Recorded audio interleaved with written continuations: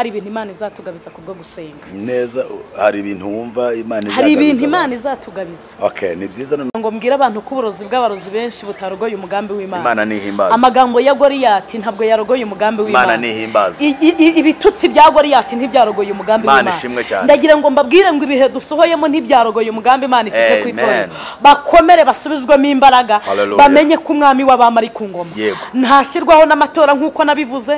Ntabwo uyu mwami w'abami, ntabwo atezwa kudeta, yihariye ubwami bwo mu ijuru n'ubwo mu isi. Ahimbazwe kuko ari muri twebwe kandi tumufite, ntabwo twifuza undi murengezi.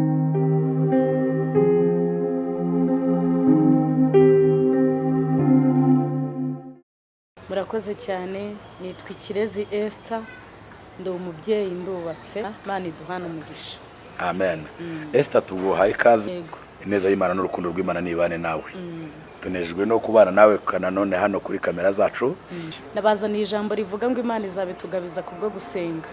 Hari abantu bamaze igihe basenga, bamaze imyaka myinshi basenga, ariko bumva batagikeneye kumva iri jambo gusenga. Ariko ndagira ngo mbatangarize yuko hari ibintu Imana izatugabiza kubwo gusenga. Neza hari ibintu wumva Imana izagabiza. Hari ibintu Imana izatugabiza. Okay, ni byiza noneho mbere yuko ubwira abantu ibintu Imana izabagabiza, reka tubanze dusenga Imana. Hanyuma nitumara gusenga Imana tukwakire utubwire muri make ibyo bintu Imana izagabiza abantu, kuko ndabizi ko abantu bafite ibintu byinshi bagoye n'uburyo bigenda bibavanga bikabarushya, ariko tuze kuvuga ku kintu gikomeye, uburyo Imana ishobora kugabiza abantu ibintu byabazengereje nabo bakabigiraho ububasha. Sawa, reka dusenge. Imana, turagushimiye nyagora ku ngoma se umwami wacu Yesu, tugushimiye umwanya mwiza uduhaye kugira ngo tuganire ijambo ryawe. Ndasenze ngo umwuka wera w'Imana abagwiriye muri twe, nihumvikane twe humvikane wowe. Sohoza inama zawe n'imigambi yawe kuri twe, umucyo we no kwera kwa biganza ubugingo bwacu. Abateze amatwi iki kiganiro kibashe kubaka, kibakure ku rwego rumwe kibashyitse ku rundi. Abari bamaze gucogora, abari bananiwe, abari barambiwe, basubizwemo imbaraga kandi bumve ko hari amaboko yabafasha kurwana akabagabiza ibyari byarabahemukiye cyangwa se byarabananije, no bakagira insinzi ikomotse kuri wowe. Reka ijambo ryo rigira ububasha ku buzima bwacu, rigira ububasha kuba ryumva, rigira ububasha kubiturwanya, rigira ububasha kubiduhiga, tubone insinzi ikomotse kuri wowe. Tubisabye Imana mu izina rya Yesu. Amen.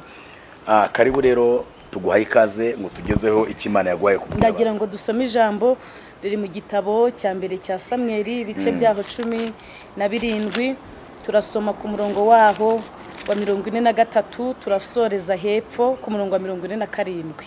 Havuze ngo iki? Haravuze ngo nuko Umufilisitiya abaza Dawidi ati, kunteranye inkota mbese ugira ngo ndimbwa? Umufilisitiya ahera ko akwena Dawidi mu izina ry'Imana ze. Umufilisitiya abwira Dawidi ati, ngwino nkubagira ibisiga byo mu kirere n'inyamaswa zo mu ishyamba. Dawidi abwira Umufilisitiya ati, wanteranye inkota n'icumu n'agacumu, ariko jyewe nguteye mu izina ry'Uwiteka Nyiringabo, Imana y'ingabo za Isiraheli wasuzuguye. Uyu munsi Uwiteka arakungabiza nkwice nguce igihanga, kandi ndagaburira ibisiga byo mu kirere n'inyamaswa z'inkazi zo mu ishyamba, intumbi z'ingabo z'Abafilisitiya, kugira ngo abo mu isi yose bamenye yuko muri Isiraheli hari mw'Imana. Kandi ngo iri teraniro ryose rimenye ko Uwiteka adakirisha inkota cyangwa icumu, kuko intambara ari y'Uwiteka kandi ari we uzabatugabiza. Iri jambo niryo tugiye kuganiraho niko mu mwanya muto Imana iduhaye wo kuboneka imbere yayo. Imana ishimwe. Aya magambo numvise akomeye, ndagira ngo tuze kuyaganiraho mu buryo bwumvikana, ku buryo umuntu wese ashobora kugira ahantu yisanga. Yego. Mbere na mbere twumvisemo Dawidi.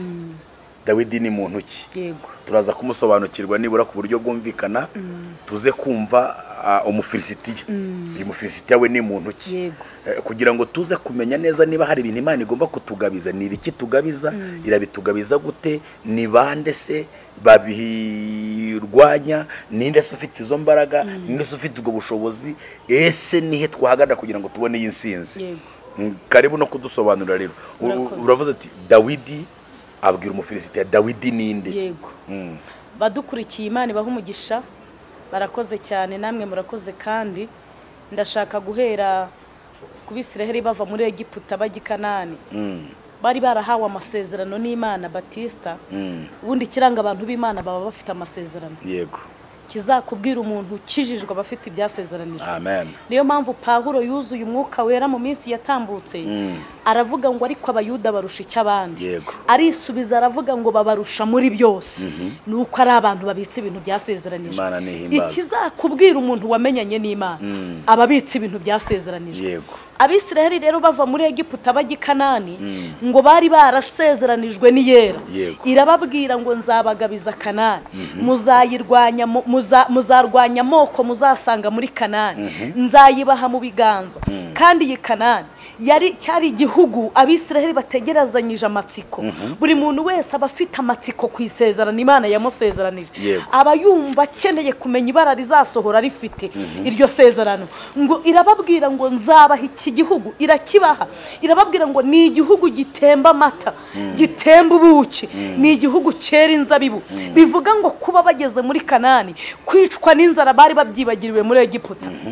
Bibiliya iravuga ngo nuko igihe kigeze bagera i Kanani, basanga hari amoko 10 yazunguye Kanani. Harimo Abahivi, harimo Abayebusi, harimo Abamoni, harimo Abanaki, harimo Abamaleki, harimo Abafilistiya, harimo Abamidiyani, urumva harimo Abamoni. Ngo basanga bazunguye Kanani, bayituramo, bayubakamo ibizu by'ibitabashwa, bayubakamo ibipangu, bayituramo, kabisa barayifata. Bibiliya iravuga ngo nuko Imana ibagabiza abo banyamahanga, barabarwanya, barabanesha. Bamaze kubanesha, ngo batura mu mazu batubatse, barya inzabibu batahinze, banywa ku migezi y'amata n'ubuki byo muri Kanani. Ariko ngo imitima y'Abisiraheli isubira inyuma. Ubu dufite abantu Imana yorohereje, bageze i Kanani barasinzira, bageze i Kanani bararya barahaga, barya inzabibu z'i Kanani, bibagirwa ko mu butayu basize y'abantu, banywa amata yo muri Kanani, bibagirwa ko hari abantu basize mu butayu. Bibiliya iravuga ngo abantu baribagirwa. Bamaze kwibagirwa, ngo bituma batangira gusenga imana z'abanyamahanga. Basenga Shitaroti, basenga Bayari, basenga ibigirwamana by'Abamoni, by'Abahivi, by'Abafilistiya. Ngo bamaze kubisenga, Bibiliya iravuga ngo umutima w'Imana urababara, urarakara. Muntu nteze amatwi, ujye wirinda ikintu cyatuma umutima w'Imana ubabara, ujye wirinda ikintu cyatuma umutima w'Imana ukurakarira. Ngo umutima w'Imana urarakara. Imana ngo ibagabiriza Abafilistiya. Muri icyo gihe cy'Abafilistiya, ngo ibahagurukiriza umugabo witwa Samusoni. Abantu bose baramuzi, basoma Bibiliya. Ngo araza arwanya Abafilistiya, arabanesha bakubitishije urwasaya rw'indogobe. Paje ya Samusoni iratambuka. Bukeye Imana ibahagurukiriza Debora, arwanya Sisera n'ingabo ze. Umugabo w'ingabo witwa Yabini, uyoboye umutwe witwa Sisera, aratambuka Debora. Ariko ngo Abisiraheli bakomeza gusubira inyuma. Ibyo ntabwo byigeze bigira ikintu bibungura ngo biminjiremo agafu. Bakomeje gusubira inyuma no gusanga imana z'abanyamahanga. Ngo Bibiliya iravuga ngo nuko Imana ibagabiza Abamidiyani. Abamidiyani ngo Abisiraheli bahinga ingano, Abamidiyani bakazitwika, izisigaye bakazisiribanga. Mu Isiraheli haba inzara y'igihe kirekire kubera Abamidiyani. Bibiliya ivuga iki rero? Iravuga ngo nuko Imana iza kubatumaho umuhanuzi, Bibiliya itavuga izina. Ngo araza arababwira ngo nimwumve uko Uwiteka avuze. Aravuze ngo nimuhindukira, dushima Imana ko ari inyembabazi. Nubwo wasubiye inyuma, ariko haracyariho imbabazi. Yesu ahagaze ku rugi arakomanga, uyu munsi niwumva ijwi rye ntiwinangire. Dushimiye umwana w'intama w'Imana watambwe, wabambwe tukabamburwa ko ari umunyembabazi. Ngo arangije abatumaho umuhanuzi, araza arababwira ngo nimwezwa mukihana mukareka imana z'abanyamahanga, azabagirira neza, azabakiza igisuzuguriro cy'Abamidiyani. Ndatekereza uko Bibiliya ivuga muri iyo minsi nibwo bahakurikije Gideyoni.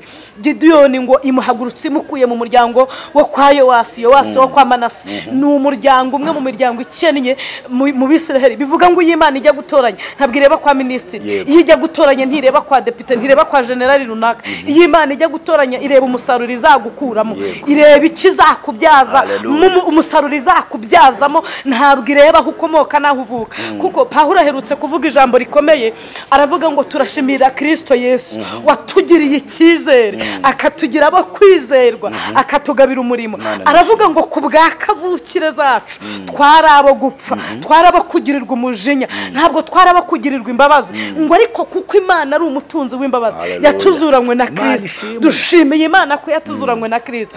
Turi kuri iri jambo rivuga rero ngo izabitugabiza kubwo gusenga. Ibahagurukirije Gideyoni, araza kubita abamidiyani, abakubitishije ibibindi n'imuri ndetse n'amakondera. Paje ya Gideyoni iratambuka, bukeye mu gihe cy'umutambyi Eli ngo Abisirayeli bakomeza gusubira inyuma. Bibiliya iravuga ngo mu gihe cya Samweli, Samweli yaraje aba umutambyi, aba umucamanza, aba n'umuhanuzi, aba bamenya, ngo araza akora iyo mirimo yombi uko ari itatu. Bibiliya ibivugaho iki? Iravuga ngo muri icyo gihe Imana nibwo yitegereje Abisirayeli, ibona nta mutima wo kugaruka bafite, ngo nuko ibwira Samweli ko agomba kumva ibyo Abisirayeli bamusaba. Bari bari mu gihe barimo babwira Samweli bati turashaka gusa nk'uko Abahivi basa, turashaka gusa nk'uko Abamoni basa, turashaka gusa nk'uko Abamaleki basa. Muri ino minsi abantu barashaka gusa nk'uko Abahivi basa, barashaka gusa nk'uko Abamaleki basa, barashaka kumera nk'uko Abamidiyani bameze. Wenda utararenga aho ngaho, yego, Abayisirayeli nyuma yo guhaga, nyuma yo kurengwa, nyuma yo gusohorezwa amasezerano, nyuma yo kugera i Kanani, bibagirwa Uwiteka, basubira bagera ku rwego batagishaka gusa nk'Abayisirayeli, badashaka kubaho batagishaka kuzura umwuka we, batagishaka kuba abanaziri b'Imana, batagishaka kuba barokore bakijijwe, batagishaka kuba barokowe cyangwa se abarokotse ubutayu, batagishaka kuba abantu bavuye muri buriya buretwa bwo kwa Farawo, ahubwo ngo bashaka gusa nabo basanze. Bibagirwa abo bariho bashaka gusa n'abanyamahanga, yego, mbese bashaka kwisanisha nabo basanze. Bibagirwa Imana yabakuje amaboko akomeye muri Egiputa, bibagirwa yabambukije inyanja itukura, bibagirwa yabarinze imyaka 40 mu butayu, imyenda n'inkweto bambaye ntibyabasaziramo, bibagirwa yabagaburiye Mana imyaka 40, bibagirwa yategetse urutare rubitsa amazi karuhamaguru rukagendana nabo. Ngo bifuza gusenga Imana z'Abahivi, bifuza gusenga Imana z'Abamaleki, bifuza gusenga Imana z'Abamoni. Bibiliya iravuga ngo mu gihe cya Samweli Imana iyobye indogobe zo ku mugabo witwa Kishi. Kishi ngo yari yarabyaye umuhungu witwa Sawuli. Sawuli ngo ari umusore w'uburanga kandi muremure wuzuye umwuka wera. Ngo nuko umugaragu wa Kishi abwira shebuja ati tujye gushaka indogobe, bamanukana n'umuhungu wa Kishi witwa Sawuli. Bagezeyo barazibura kuko byari mu mugambi w'Imana. Nuko ngo umugaragu wa Kishi abwira Sawuli, aramubwira ngo tujye kureba bamenye, tujye kureba umuhanuzi. Sawuli ngo aramubaza ngo mbese ko tugiye kureba umuhanuzi kandi nta maturo tujyanye? Bibiliya iravuga ngo nuko umugaragu wa Kishi yemeza Sawuli ko bagomba kujya kureba umuhanuzi, bakajya kureba bamenya. Bibiliya ibivugaho iki? Iravuga ngo bageze kwa bamenya, bamenya Imana iramubwira ngo nguyu umwami w'Abisirayeli, hanyuma enda urwabye rurimo amavuta uyamusukeho, ariko mbere yuko babera umwami ari ibintu azakora. Azabatwaza igitugu, nashima umugore w'umugabo w'abandi azamunyaga, kandi Abisirayeli nibahinga bazajya bamuzanira 1/10. Hanyuma babaze niba babanza kubyemera, nibabyemera ubone kubimikira umwami Sawuli. Ngo bibajije Abisirayeli baterera hejuru bati uko azatugira kose icyo dushaka n'umwami, nuko dusa nk'Abamaleki tugasa nk'Abahivi. Muri make banga Imana, bashaka kuyoborwa nk'abandi, basaba Imana umwami. Yego, basaba Imana umwami. Yego, ngo aramwimika. Sawuli yamaze imyaka 2 ku ngoma, Imana imwishimira.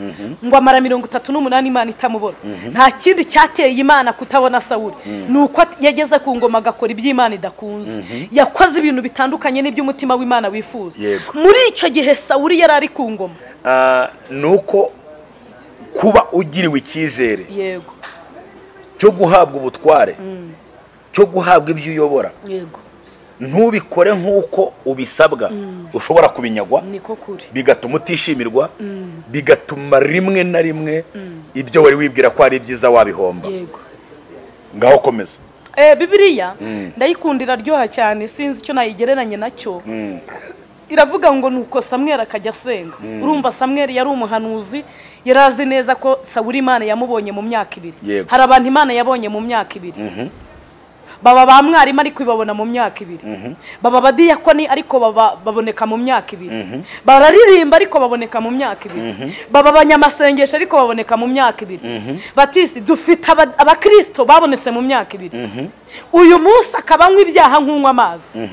Imana ibaza Samweli ngo uzageza he kuririra Sawuli ko nanze ko Sawuli aba umwami w'Abisiraheli, ngeze kuri Dawidi rero iramubwira ngo ajye i Betelehemu, niboneye y'umwami, nabonye y'umuntu ufite umutima umeze nk'uko nshaka. Amen. Haleluya. Amen. Ndafashijwe. Bibiliya iravuga ngo nuko Samweli abwira Sawuli ngo abwira Imana ngo Sawuli namenye yuko nagiye kwimikisha undi muntu amavuta azanyica. Iramubwira ngo fata amatandi kushyire ku ndogobe, ufata inyana yishaje, nugera i Betelehemu bakakubaza ikikuzanye uzababwire ko ari amahoro. Uwo wari umuco w'Abisiraheli. Ngo arabifata afata urugendo ajya i Betelehemu. Ageze i Betelehemu abanyamudugudu baramusanganira. Hari ijambo Dariya aherutse kubwira Daniyeli byamuyobeye ngo hari ibintu yabonye biramuyobera. Aramubwira ngo numvise bakuvuga ko umwuka w'Uwiteka Imana ari muri wowe, kandi ubwenge n'ubuhanga n'ubumenyi n'ubushishozi biri muri wowe. Yego. Hari abantu rero dufite mu rusengero ariko badafite umwuka w'Imana muri bo. Imana ishimwe. Ndabingingira muri Kristo Yesu kugira ngo bagire umwuka wera w'Imana muri bo. Iyo umuntu agize umwuka wera w'Imana muri we, amenya icyo gukora, agira umumaro mu gihe gikwiye n'ikidakwiye. Imana ishimwe. Bibiliya iravuga ngo ageze i Betelehemu yinjira kwa Yesayi. Yesayi mwene Obedi ngo ahageze Obedi mwene Rusi ngo ahageze ngo yitegereje muri urwo rugo hasanga abasore batatu b'inkorokoro. Ngo abo basore yari Eliyabu, Abinadabu na Shamu. Ndagira ngo nkwibutse ko bari abasirikare bakomeye mu gisirikare cya Sawuli. Ngo yitegereje Eliyabu, Imana iramugaye. Yitegereje Shamu, Imana iramugaye. Wirinde ikintu cyatuma Imana ikugaya muri iyi minsi. Wirinde ikintu cyatuma umwami Imana akugaya igihe kigeze. Ngo yitegereje Abinadabu iramugaye, bose Eliyabu na Shamu na Abinadabu irabagaye. Bibiliya iravuga ngo Yesayi yiyongeza abahungu be bane basigaye mu gikari. Bibiliya itavuga amazina. Ngo Imana irabagaye. Begereye ameza, urumva yari umuhanuzi bagombaga kumwakira. Begereye ameza ngo ijwi ribaza Samweli ngo baza uyu musaza nta wundi mwana ugira akana, abana bawe bose naba. Yesayi ngo aramubwira ngo hasigaye akana kamwe, ariko karagiye intama za Gishwati. Iyo za Nyungo niho karagiriye intama. Iyo dutamba ibitambo ntikabagahari. Iyo dukora iminsi mikuru ntikaboneka. Iyo turi mu anniversaire n'ibindi birori ntikaboneka. Samweli ngo aramubwira ngo nubwo twari tumaze gukara ntabwo turi burye atari yazi. Iyo Imana hari ibintu izakugabiza, ntabwo hari abantu badashobora kurya utari wahagera. Iyo Imana hari ibintu izakugabiza, hari abantu badashobora kurya utari wahagera. Imana ishimwe. Iyo Imana hari ibintu izakugabiza, hari abantu badashobora kurya utari wahagera. Imana ishimwe. Bibiliya ivuga iki? Iravuga ngo nuko Dawidi baramutumira. Ahageze hasanga abaturage b'i Betelehemu. Ahasanze abaturage b'i Betelehemu abona Samweli. Ako kanya amenya ko ari igihe cyo kwimikwa, kuko ryari isezerano yarategereje. Nubyibuka Zaburi ya 30 haraho yavuze ngo kurira kwararira umuntu nijoro, ngo ariko bwacya mu gitondo impundu zikavuga. Ageze muri Zaburi ya 50 aravuga ngo Imana yacu niza, ntabwo izaceceka. Ngo umuriro w'ishuhera uzakongora kandi uzatwika uzagota. Hari ibintu bizatera Imana kudaceceka ku buzima bwawe. Bibiliya ivuga iki? Iravuga ngo nuko Dawidi atungutse bamusukaho amavuta, byasobanuraga ko azaba umwami mu gihe kizaza. Ngo afata urugendo yisubirira mu ishyamba. Bivuze ko kuba Imana yarakubwiye ngo iguhaye amafaranga ntibivuze ko utazayabura. Ko Imana yarakubwiye ngo uzacuruza n'ibyo wari ufite bishobora guhomba. Kubera yaravuze ngo igukoreye ubukwe ntibivuze ko utazatarantika.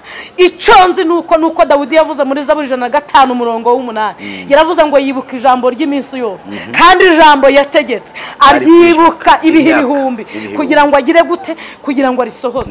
Imana ishimwe. Afata urugendo Dawidi ngo aragenda ajya kureba bakuru aho batabaranye na Sawuli. Ngo ahageze asanga Abisiraheli bari mu myobo, abandi bari mu biti. Ngo arabaza ngo mbese intambara zanyu muzirwanira mu myobo no mu biti? Ubundi wowe intambara yawe uyirwanira iyo amagambo aje urwanira. Ese ubukene iyo buhari urwanira? Ese ikibazo cy'amadeni iyo kije urwanira? Ese ubundi urwanira ahantu urwanira? Aleluya. Bibiliya iravuga ngo nuko agiye kumva yumva intwari y'igati yitwa Goliyati. Ngo irimo iriyamira mu mana ziwabo. Ngo imaze kwiyamira ngo arababaza ngo mbese uriya Imana itangira kurema isi yarahari? wenda aho ngaho warugeze abadukurikiye bashobora kumva nuko Dawidi ari uwo mu muryango wa Isayi kandi watoranijwe n'Imana ubana n'Imana yera. Hanyuma twari turiho twibaza ngo Sawuli we ni abafilisitiya bo ni bantu ki cyangwa se umufilisitiya w'Igati ni muntu ki. Bivuze kuko niba yari yamiriye mu mana ziwabo nta mana rurema yari afite. Bivuze ngo nituza kuvuga ku bantu bintu ishobora kugabiza ngo Imana ibitugabize, niba hari ibintu yatugabiza ni ibidafite Imana rurema.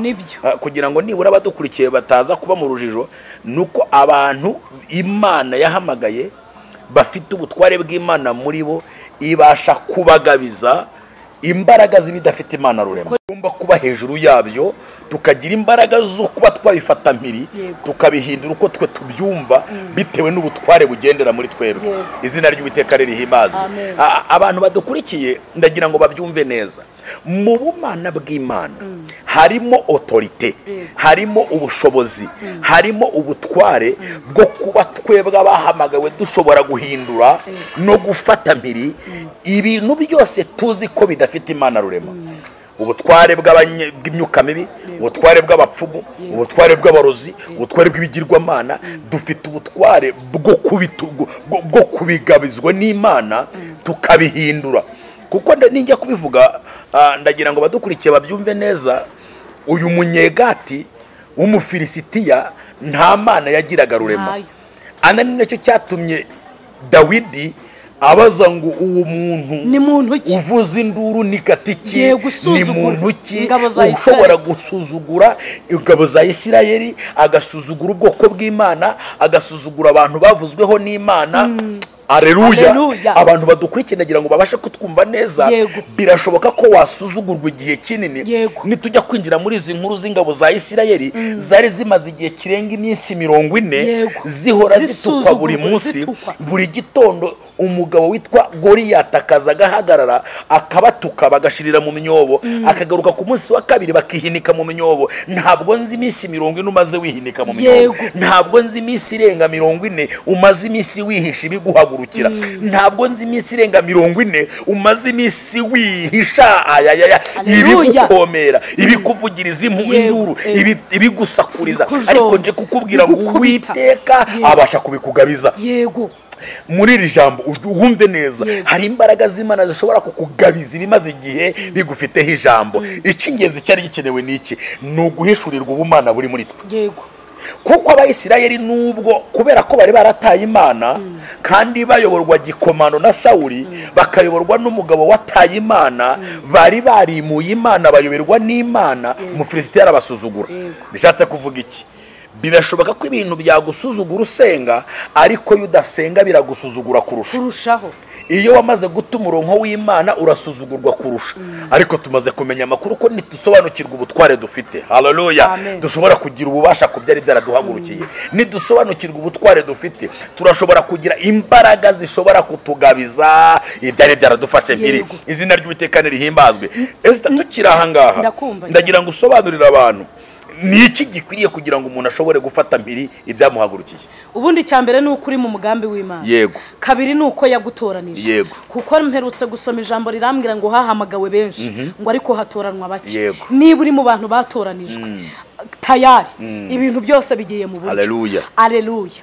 Naringeze ku ijambo rero Dawidi arimo abaza ingabo za Isirayeli ngo uriya muntu ni muntu ki, uriya ni muntu ki, ngo arababaza ngo uriya ni muntu ki utinyuka gusuzugura ingabo za Isirayeli akazisuzugura n'Imana ziringiye. Hari abantu batinyutse kugusuzugura, hari abantu batinyutse kugutuka, bagutukana n'Imana wizeye, bagusuzugurana niyo wiringiye. Ariko nkuzaniye itangazo rivuga ngo Imana ije kubakugabiza. Bibiliya iravuga ngo baramubwira bamuha amakuru ya Goliyati, baramubwira ngo uriya ni intwari y'Igati. Arababaza ngo mbese Imana itangira kurema isi yari ahari? Baramubwira ngo ya.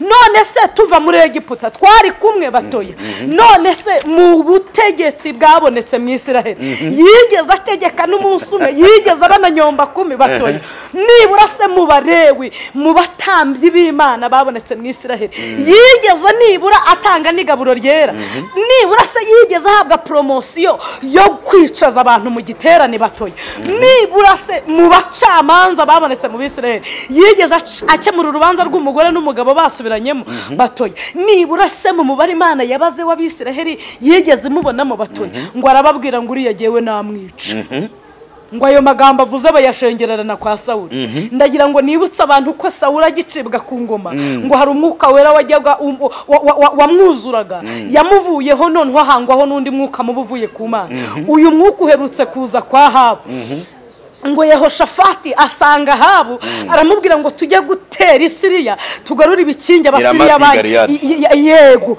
banyaze tubarwanye tubatsinde ngo mwijuru baba babiteye imboni bahita ngo babaza ngo ninde wajya kudushukashikira Ahabu tukazamutsinda ku rugamba tukazahorera amaraso ya Naboti ngo hahaguruka umwuka rero uravuga ngo jewe nzabikora barabubaza ngo uzabigenza uti urababwira ngo nzagenda mpuze inama mu bahanuzi kandi umwami Ahabu azajya ku rugamba barawubwira bati hute vuba uwo mwuka nguramanuka ngo ugeze mu bahanuzi bo mu gihugu cy'umwami Ahabu uhuza inama umuhanuzi ngo akingumura ati Sante give kwaritemu parasamoro 19 samageragere iravuza ngo tabarira moti y'Galeyadi ijyanye nawe undakaza ati meni tasi give gifura ni y'abakene iravuza ngo genda ijyanye nawe izakugenda imbere 400 bose bahuza inama Bibiliya iravuga ngo nuko hasigara Mikaya haleluya ngo Yehoshafati aramubwira ngo hano hanyuze abahanuzi shimiye Imana ko igifite ba Mikaya ariko sinigeze mbona Mikaya ngo aramubwira ngo kiriya ni ikigori iyo ndi bwicare kimbwira ko ndi buryame iyo ndi bugenda kimanurira ko nicaye mbese ntikijye kivuga ibintu bihwanye niko nifuza kandi turabafite hano hanze bahanura ibintu nyine bigoramye nk'ibyara abahanuzi 400 bo kwa Ahabu Bibiliya iravuga ngo nuko Mikaya aje aramubwira ngo aho zarigatiye amaraso ya Naboti niho zizarigatira n'ayabo Bibiliya rero ivuga iki iravuga ngo nuko ako kanya Dawidi yumva muri bya bitabo bitanu bya Mose navuze kuva mwitangira kuzamura kuva mwitangiriro kuzamura bumva itangira kurema Imana ntiyarahari bava muri Egiputa ntiyarahari mu butegetsi bwabonetse ntiyarahari mu mubare Imana yabaza Abisirayeli ntiyarahari mu bacamanza bari bahari ntiyarahari ngo arangije arababwira ati jewe uwo nzamwica ayo magambo rero bayashengererana kwa Sawuli Sawuli rero ngo Dawidi akimugera imbere ntiyigeze amumenya ko yajyaga asara akamucurangira ubu ngubu dufite abantu batatumenye hari umuntu mwasanganye 2-5 mwahura ntakumenye kandi warajya gumusengera byamucanze hari umuntu mwahusenganye 2010 uyu munsi mukaba mutahura ngo akumenye kandi warajya gumucurangira yasaze ariko dushimiye Kristo ko azirikana niwe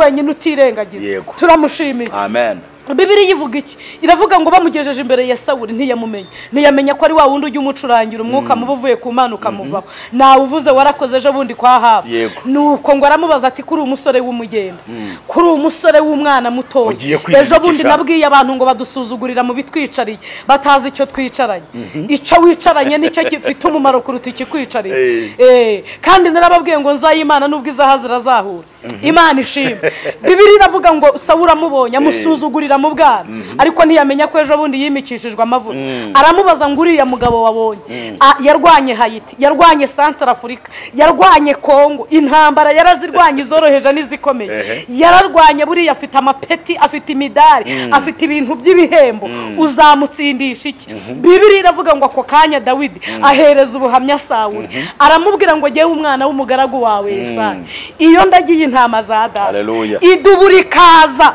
ndasimbuka nkaryambura umwana w'intama Amen. nkarivutagura nkarishwanyaguza umwana w'intama nkamusubiza mu zindi iyi ntarije niko mbigenza Yego. ndasimbuka nkayivutagura nkayitanyaguza umwana w'intama nkayiyambura nkamusubiza mu zindi aramubwira ngo yankuye mu nzara z'inka Hallelujah, ikankura mu hallelujah, zidubu hallelujah. izankura mu maboko y'umufilisitiya utarakera Imana ni Sawuli ngo yisubiyemo asanga kuva bayeho ntararwana na dendo asanga kuva bayeho ntararwana n'imbwa ngo ahita akuramo ingofero y'ubwami ayambika Dawidi ahita akuramo umva umuntu yari amaze gusuzugura mu kanya kashize ahita akuramo impeta aramubwira atakira iyambarire ahita akuramo ikamba ry'ubwami aramuhereza amuhereza inkoni amuhereza ibyo yambaye byasobanuraga iki byavugaga icyo Dawidi azaba mu gihe kizaza ndagira ngo ubabarire abantu bagusuzuguye Yego. barimo barasobanura icyo uzaba cyo mu gihe kizaza Imana ishimwe cyane Bibiliya iravuga ngo Dawidi ateye intambwe yumva ntabwo byemera ateye akabiri yumva ntibiza yibuka ko yarwana n'intare n'idubaba yambaye ikizibabo Yego. ariko amen Amen. ngo arangije abisubiza umwami yamenye ko igihe cye atari icyo ngo abisubiza umwami aramubwira ngo reka nsubireyo reka ngende iyo ndwana n'intare n'idubu ntago mba nambaye gutya Yego. ngo ahita amanuka ku kagezi ahakura amabuye atanu asobanura ibitabo bitanu bya Mose arazamuka njya ntekereza ko yazamutse aririmbo wa 16 uvuga ngo abayesu bishimira izina rye ryiza ribamara imibabaro rikabatinyura umutima ukomeretse niryo riwukiza ushonje rirawuhaza kandi ngo niryo ngabo yacu nziza ihora idukingira ni urutare twubakaho ni inzu yacu itagwa aleluya uwa kane njya ntekereza ko yamuririmbye Dawidi yaravuze ngo genda imbere yawe ndi umwana muto uyu muririmbye icyo nkwiriye nugufashwa rwose mu bintu byose mu gihe ngeragezwa mwisi aravuga ngo nkomeza singende ngenyine umbe hafi mu rugendo rwawe Bibiliya ivuga ko Dawidi yateye intambwe akabakaba mu mvumba ariko ngo intwari y'igati mwitegereje ibona Dawidi aje muri system itigeze irwanamo mu ntambara zatambutse aleluya bivuga ngo Imana ije kurwanirira Dawidi Imana ije kugira ibintu ikugabiza iza muri system itandukanye n'iy'umwanzi wawe guteyemo umufilisitiya w'igati ngo amutera ubwoba aramubwira ngo kunteranye inkoni urumva ntiyarazi icyo afite mu mvumba kunteranye inkoni wagize ngo ndimbwa ariko Dawidi ngo ashira amanga aramubwira ngo unteranye inkota n'amacumu unteranye inkota n'uducumu ariko nge nguteye mu izina ry'Uwiteka umva rero ikibazo abantu bafite abantu bateye mu izina rya ba nyirasenge wagiye kudepoza utera mu izina rya nyokorome urumva cyagihe wateye mu izina rya muganga ngo yaravuze ngo ntuzabyara ngo karabaye ndagira ngo mutere mu izina ry'Uwiteka Imana y'ingabo za Isiraheli Imana ishimwe ngo aramubwira ngo unteranye icumu n'amacumu unteranye icumu n'agacumu unteranye inkota n'amacumu ariko ngo uteye mu izina ry'Uwiteka Imana y'ingabo za nukuvuga ngo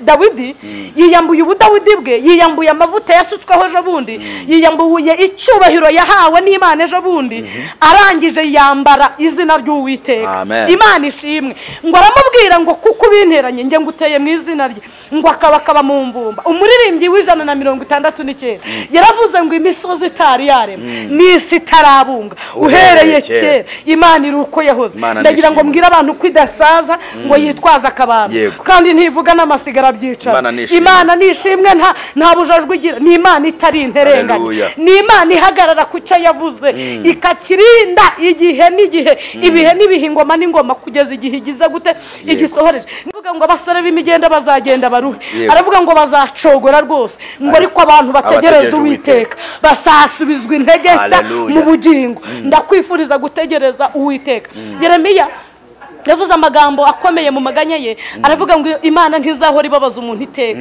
ngo nubwo yamubabaza izamugirira ibambe ndagira ngo mbwire abantu ko izatugirira ibambe nubwo bidukomereye nubwo bikaze ariko Imana izatugirira ibambe Bibiliya iravuga ngo nuko Dawidi akabakaba mu mvumba akuramo ibuye ararizunguza ararirekura bivuga ngo yari ari kwijwi iyo ugiye mu ntambara Imana igushoyemo irakwanima ikubwira uko bigenza ikubwira aho uca ikubwira aho ukandagira ngo riragenda rijya no mu ruhanga rw'umufilisitiya intwari y'igati rero abahanga mu bya Bibiliya bavuga iki bavuga yuko uyu mugabo yabonye Dawidi amusatira ngo abone iyi ndwano iyi systeme Dawidi ajemo mu ntambara yarwanya ubushize ntabwo irimo ngo aravuga ngo akako ndi bugashwanyaguza ndi bukice ariko iyi ndwano ngomba kuyiga neza nkazayijyana iwacu mu Gifilisitiya ngo nuko ahita gukuramo n'ingofero yaririnze umutwe we.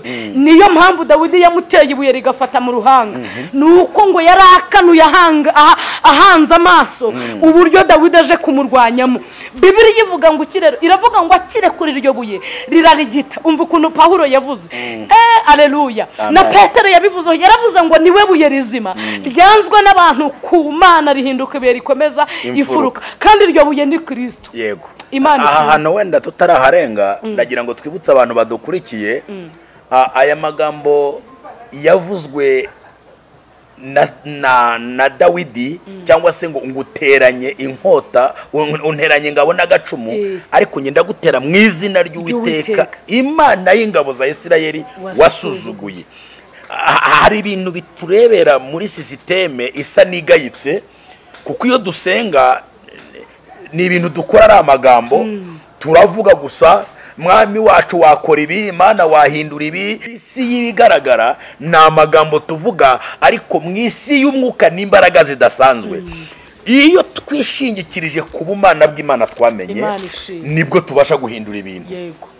Hanyuma ndagira ngo wenda abantu barushaho kubyumva cyane, nubwo yari intambara itoroheye ubu bwoko cyangwa se aba Bayisirayeli bitewe nuko bimuye Imana, ariko uwimitse Imana muri we yahabonetse abasha guhindura ibyanze guhinduka. Icya kabiri nuko iyo twemereye Kristo akayobora ubugingo bwacu, akaba ari ufata vora.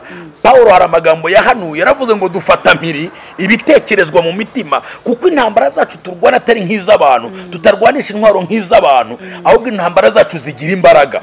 Haleluya. Izo ntambara zigira imbaraga zituma dufata mpiri ibitekerezwa mu mitima. Niba tuvuga ngo izabitugabiza, nuko tubifata mpiri, tugafata ibyo batekereza, tugafata imigambi yabo, tugafata inama zabo, tukazigomorera Kristo. Reka niba tuvuga ngo izabitugabiza, nukubera iyihe mpamvu? Hari plan y'Imana, hari umugambi w'Imana ku bwoko bwayo, hari umugambi w'Imana ku bantu bayo. Nubwo abantu bagira imigambi ku bandi, ariko ntibashobora gusohoza umugambi wabo nk'uko Imana isohoza imigambi yayo ku bantu bayo. Nibyo byabaye ku Bayuda bari hari mu gihugu cya Asuwarusi, mu gice cya 9 cya Esteri, ngo umunsi wa 13 waruzwi, ukwezi kwa 12 kwitwa Dari. Hari abanzi b'Abayuda bari bamaze kudesida, none biteguye buri wese afite intwaro, ufata ibuye yarifashe, ufata inyundo yayiteguye, ufata icyuma yagifashe, avuga ati shaka kuri 13 Abayuda turabarangiza, turabica tubarangize. Ariko bagira umwaka cyangwa se bagira ingorane, basanga aho bafatiye imyanzuro hari umwanzuro Imana yafashe ku buzima bwa. Reka mbacira umugani. Umunyarwanda yaciye umugani aravuga ngo kubaho kw'imishwe simpuheza gaca. Nge nongeyeho undi uvuga ngo kubaho kw'indaya simpuhe za sida. Ndagira ngo ntangariza abantu ko kuba turiho nuko turi mu mugambi w'Imana, kuba turiho nuko hari ibyigambiriye kuzakora. Imana ishimwe. Umugambi w'Imana itegura plan, itegura inzira, itegura uburyo igufatira icyemezo ikakugabiza. Nicyo cyatumye Dawidi ahagaze mu bumana bw'Imana, yaravuze ngo nshingiye ku bumana Imana ifite. Aravuga ku murongo waho wa 8, aravuga ngo ariko Imana izabarasa, ngo kandi izabarasa umwambo batunga. Hari ibintu Imana igira sa, kubera yuko ni Imana y'inyembaraga, ni Imana y'inyamaboko, ni Imana Aleluya. Ni Imana ifite byose mu kuboko kwayo. Imana ishimwe. Amen. Amina. Iyi Imana ifite rero ifite ubasha mu kuboko kwayo, niyo yafashe icyemezo iravuga ngo mwebwe nubwo mwamaze kurambirwa gutyo cyangwa se mwafata ibyemezo gutyo, ni uzasanga ngo ku munsi wa 13 ukwezi kwa 12 umunsi abanzi b'Abayuda bibwiraga ko bari bubagireho ubasha byarahindutse. Bisanga Imana yafashe icyemezo cyo kurengera bwa bwoko. Ndashimira Imana ko igirengera ubwoko bwayo. Rero wenda ndagira ngo dusatire umusozo, tubwire abantu ko hari ibintu Imana ishobora kubagabiza, kuko amaboko y'Imana ashobora kutugabiza ibintu bisa n'ibyananiranye, bisa n'ibifite imbaraga, bisa n'ibifite ububasha, yewe bisa n'ibifite n'ubushobozi, ariko ububasha bw'Imana bushaka kubasha kubinaniza, hakaboneka ihumure rihumuriza abera b'Imana. Erega aya maboko aherutse kugabiza Yosefu kuba ministri muri Egiputa, ari umunyagano. Mutekereze ku muntu wajugunywe mu cyobo, mu kanya kagurishwa Abishimayeli. abishimayeli bakamushyira ku isoko ry'umurimo. Potifari agatsindira isoko ryo kumugura. Yego. Yagira kwa Potifari kubera ko ari umunyamugisha. Yego. Bibiliya iravuga ngo Imana ikagumana nawe. Muka Potifari akamwifuza. Yozefu ntahemukiriye yamuhamagaye. Agakirizwaho abantu bamubona naho batamubona. Akajya muri gereza ariko ntiyikureho kuba inyangamugayo. Haleluya. Hanyuma yamabaka akamugabiza kuba premier ministre mu gihugu adakomokamo, mu gihugu abereyemo umunyagano. Aya mabaka aherutse kugabiza umukobwa witwa Esther aba umwamikazi. Aya mabaka aherutse kugabiza umugabo, haleluya, aherutse kugabiza umugabo witwa Daniel mu rwobo rw'intare. Amugabiza intare zimubonye zimubona nk'umushyitsi w'Imana, ziramusasira ziramworoza. Aya maboko nubyibuka hari ibintu yakugabije, tanta atagizemo uruhare, ntuza mwiganya atagizemo uruhare, ubumenyi ubwenge bwawe butagizemo uruhare, ahubwo ari Imana yabikoze. Ndagira ngo ahuri niba ubyibutse umfashe dushime, tuyibwire ngo ibyo watugabije byo mu gihe cyashize twongeye kukugirira icyizere n'ibiri imbere uzabitugabiza. Ubu rero ngewe ndafashijwe, kandi iyo mfashijwe ndataha. Amina. Imana irabikugabije. Irabikugabije. Ububasha bw'ibyaguhagurukiye Imana irabikugabije. Imbaraga zagutsikamiye Imana irazikugabije. Ubutware bwakugizeho ubasha igihe kirekire Imana irabukugabije. Urasabwa kimwe gusa, guhagarara mu mwanya Imana ikwishimiramo. Nuboneka muri uyu mwanya Imana ikwishimiramo, irakugabiza ibyara imbaraga ku buzima bwawe, ibyara ubasha ku buzima bwawe, ikwinjize mu gihe Imana yasezeranije. Kuko Imana yasezeranije Abisirayeli ntabwo ibeshya, nta nubwo irambirwa, ibyo yagambiriye no kubikora izabikora. Hari abantu bamaze igihe barahahamutse, baratewe ubwoba niba ariho, baratewe ubwoba niba nyuraho, nibyo bumva, nk'uko Abayisirayeli bamaze igihe batewe ubwoba n'amagambo ya Goliyati. Ariko habonetse Dawidi aravuga ngo uyu munsi nimutuze, uyu Mufilisitiya ake kararangiye, ndamwica muci igihanga, ndetse bimenyekane ko Uwiteka ari mu ruhande rwacu. Kuko amaboko y'Imana arwanirira abantu bagikunda.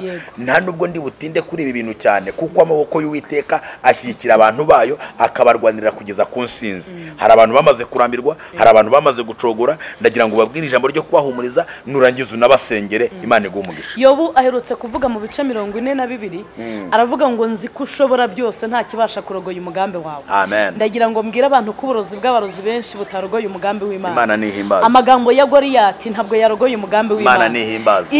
Ibitutsi bya Goliyati ntibyarogoye umugambi w'Imana. Imana ishimwe cyane. Ndagira ngo mbabwire ngo ibihe dusohoyemo ntibyarogoye umugambi Imana ifite ku itorero.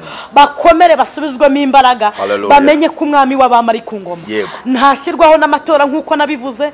Ntabwo uyu mwami w'abami, ntabwo atezwa kudeta, yihariye ubwami bwo mu ijuru n'ubwo mu isi. Himbazwe kuko ari muri twebwe, kandi tumufite ntabwo twifuza undi murengezi. Turagushimiye mwami Yesu, tuguhaye icyubahiro. Amaboko yawe yagabije Saduraka, Meshaki na Abedenego itanura, bituma bahabwa ijambo imbere ya Nebukadinezari. Amaboko yawe yakuye Abisirayeli muri Egiputa, abagabiza Kanani, abaneshereza amoko 10. Amaboko yawe nk'Abanyarwanda hari aho yadukuye, hari n'aho adugejeje. Amaboko yawe yareze imfubyi zirakura. Amaboko yawe yarengeye abapfakazi. Amaboko yawe yarengeye abatawe n'imiryango. Amaboko yawe yarengeye abatawe n'abagabo babo. Amaboko yawe yarengewe abatawe n'abagore babo. Yarabarengeye aya maboko, agira ibintu abagabiza babaho barwaye. Aya maboko yabagabije ubuzima barakira. Abantu babacukuriye inzobo, aya maboko yabagabije icyanzu, babona aho bakirira. Turasenze ngo aya maboko yawe agira ibyo atugabiza. Mu izina rya Yesu tugirirwe neza nawe. Urakoze, ndagushimiye. Umugisha buri muntu wese uduteze amatwi, umurwanirire, umuneshereze. Maboko yawe agira ibyo amugabiza. Aleluya. Uko wagabije Dawidi Umufilisitiya w'Igati witwa Goliyati, nabo ugira ibyo ubagabiza, ugira ibyo bahuza nabyo baburanye nabyo, kuko Imana ibishoboye byose. Mbisenze nizeye mu izina ry'umwami wacu Yesu. Amen.